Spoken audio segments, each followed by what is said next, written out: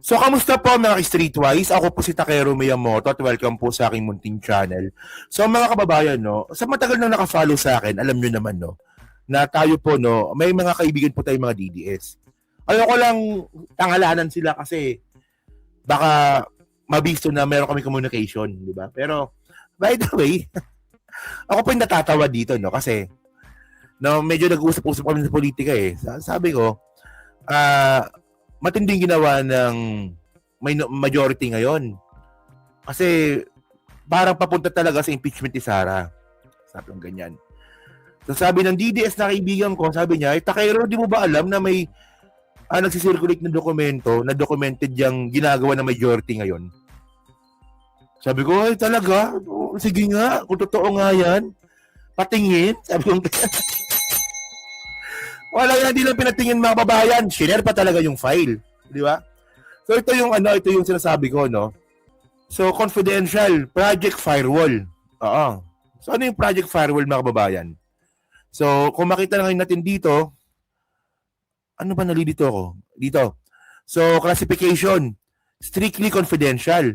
So ibig sabihin ito mga babayan, para lang po ito sa mga DDS na pinagkakatiwalaan nila. Oo.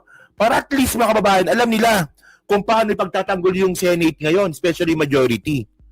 So kaya malamang ito yung pinasa sa mga vlogger na kayo steady lang kayo. Kasi may ginagawa yung majority na pabor sa atin. Ayun po nakikita ko kasi nung pinasa sa akin to, tumahimik na ako eh. Pero mukhang ito nga po yun. Ako mga kababayan, hindi ko kayang gawin to. Bobo po ako sa English. Baka sabihin nyo na naman dito, especially ng mga DDS, Takero, gawa-gawa mo lang yan. Puta, gawa-gawa. Bobo nga ako sa grammar. Tatingin niyo po ba? Well, dalawa lang ito mga kababayan. Pwedeng tanim, pwedeng trap, o pwedeng katotohanan. Pero ang point natin dito mga kababayan, at least mayroon tayong idea. So, tayo nang bahala. Desisyonan kung ano ba to, trap ba ito, totoo ba ito. So, pag-usapan ngayon natin to. So, sabi dito mga kababayan, no, ito po ay strictly confidential, internal strategic document only. So baka nga baka para lang talaga ito sa mga vlogger na mga DDS na nakakatiwalaan nila. Yun nga na pinasa sa akin. So wala tayong magagawa. APC Political Communication Group. Ano ibig sabihin ng APC Political Communication Group? Ano yung APC? Ang pogi ko kuya? Dati si Chris Ulo, tanong ng tanong, message mo sa akin. Sige, tanong ka lang dyan. So, ano ibig sabihin na APC? Ang pogi ko kuya, yun ba yun? Pero basahin natin to Well, kita nyo nga, bobo nga ako magbasa. Gagawa pa ako ng ganito. Sabi dito, no? Dapat pala, ko pala to, no? Chat GPT ko pala dapat ito. So, sabi dito mga babayan, no? Okay. The evolving political environment surrounding the impeachment proceedings against Vice President Sara Duterte requires a synchronized legislative, political communication, and institutional response strategy designed to stabilize coalition alignment, manage public perception, and preserve institutional maneuverability throughout the impeachment period.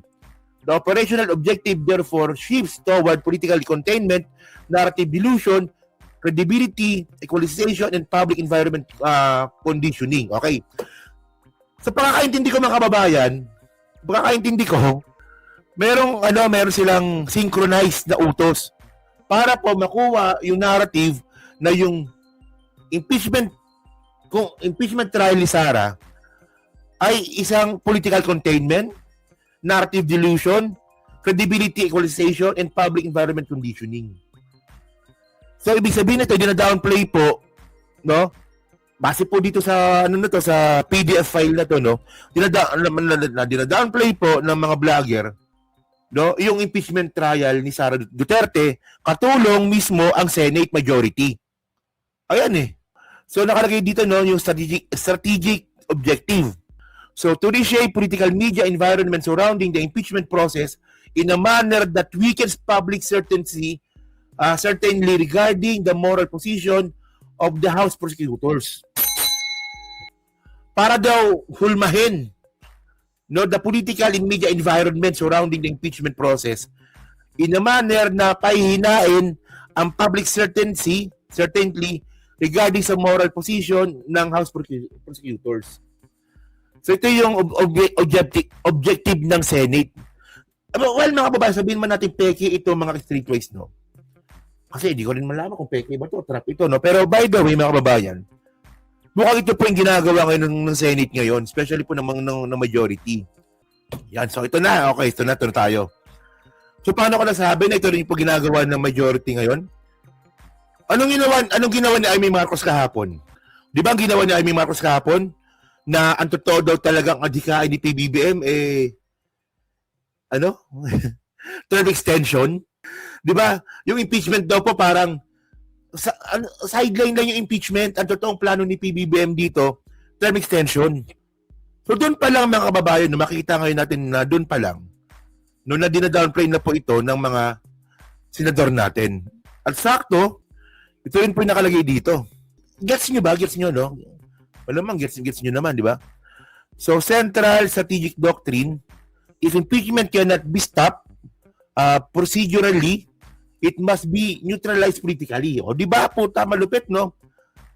The strategy relies on operation assumptions involving narrative, dominance, public confusion, simultaneous controversies, and the erosion of the prosecutorial credibility. Sakto! Sakto mga kababayan. Ito pa yung ginagawa ng majority ngayon. O paano ko na naman nasabi? Gumagawa po ng skandalo yung majority para po yung impeachment mapahina. So, ang ibig sabihin nito, no na pinapahina yung impeachment sa pamamagitan nga po ng paggawa ng skandalo, inulit ko lang pala, paggawa ng skandalo. O tulad anong klaseng skandalo? Putukan sa Senado. Pinatakas si Bato. Tapos, yung bago ngayon, yung mga bulok na committee, pinamimigay sa mga hindi karapat-dapat. So, ibig sabihin nito, ginagawa to ng Senate. Actually, parang pag Senate, parang ang pangit pakinggan no? Kasi may mga senador na matitino Pero nadadamay lang po talaga ng majority. Pero by the way, Senate na lang, no? Pero talaga, isang institusyon yan So ngayon, ang ginagawa ng Senate, no, gagawa ng skandalo, para makalimutan ng tao yung impeachment. Ano ba talaga impeachment? Di ba? Kasi tandaan natin mga kababayan na malakas talagang ebidensya laban kay Sara. So, ito na yung operation, di ba? Legislative diversion operation. So, ito na yung diversion. Okay. Operational Vehicle Select Blue Ribbon Committee, strategic purpose, redirect public discourse toward controversies involving House leadership and impeachment, align personalities through sustained hearings, investigative cycles, and media amplification, intended public effect, create political equivalency, and weaken moral clarity surrounding the impeachment process. So anong ibig sabihin nito? No, na sasabayan ng Blue Ribbon Committee na hawak ni Pia Cayetano yung impeachment at gagawa doon ng isang diversion para ma-downplay yung impeachment ni Sara. Stress muna siya, no? Out muna sa stress, no? Sige. Okay lang yan, no? Hindi, kasi ang point natin dito, no? Paano naintindihan ng mga DDS to? Bobo yung mga gagong yun, Puta ako nga, Binabasa ko to kanina. Nahirapan ako intindihin, Di ba talagang, word by word ko siya kanina, Paano naintindihan ng mga DDS? So, tatanga-tanga naman yung mga yun.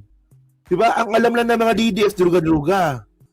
Adik, no? Pag binatikos mo si Duterte, adik ka. Paano maintindihan ng mga DDS? Yung mga Bisaya yung mga yun.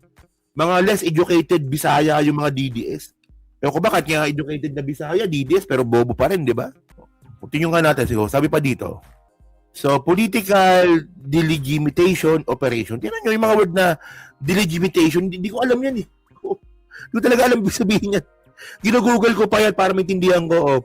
Weaken public trust in House prosecutors by amplifying allegations of corruption, partisan behavior, and political retaliation narrative, transform public perception from constitutional accountability into political welfare among elite functions. So ngayon, ang gagawin ngayon ng mga DDS vlogger, pag nagsimula na po yung impeachment, sisiraan po, no, yung mga prosecutors. So sino ba yung mga prosecutors? Sino ba yung mga prosecutors? Mga congressman. Sila Luistro, sila Ridon, sila Zamora, sila Defensor, sila. Sisiraan daw po ng mga DDS vlogger. Mukhang paghandaan na natin to. Well, alam ko hindi naman bago to, pero at least nakita po natin. Alam niyo gusto kong ipakita dito mga babayan. Masyado mahaba na mismo yan. Masyado na mahaba. Alam niyo kung anong gusto kong ipakita dito mga streetwise. No, na may basbas po ang bawat kilos ng mga DDS. Kung totoo itong dokumento na to. No, kasi sabi ko nga kanina, pwedeng trap ito. Pero kung trap ito, anong pangit na perception na makikita natin dito na mapapahamak tayo? Ginagawa naman ng mga DDS yung mga yan. Di ba? Tama, di ba? Takayro, mag-ingat ka dyan, baka trap yan. Sige, sabihin na natin trap yan. Ano yung mangyayari sa ating kapahamakan kung maniniwala tayo dito sa dokumento na nagaling sa mga DDS vlogger? Kasi in the first place, no, ano natin yan parang alam na natin, napipredict na natin na ito po ang gagawin nila pag simula na po yung impeachment. Tatanggalan pa ng credibility yung mga prosecutors, no, ida-downplay nila yung impeachment para maiba po yung perception ng mga tao, mag-iba yung focus ng mga tao sa impeachment. So yun, walang bago doon. Pero ang nakakaduda lang dito, no, nakakaduda at medyo kakaiba dito, yung merong APC. APC. So ano ibig sabihin nito? APC, sino ba bang APC? Si Alan Shearer. So, ibig sabihin nito, si Alan Peter Bay may basbas nito sa mga vlogger na to para gawin nila yan. Abangan natin yan. Yan, so kayo po mga babae, so kayo po naman sabi nyo nga po dito, no, sa tatangat-tangang DDS vlogger. Magalit sa akin yan sa tingin ko, no? Well, wala akong pakialam, magalit ka, di ba? Pero naman sabi nyo nga po dito sa tatangat-tangang DDS vlogger, na nagpasa sa akin ng dokumento po na to. Ang daming papasahan ako pa talaga. Di ba? Malamang ganyan tatapatan din nila ng fake news, no?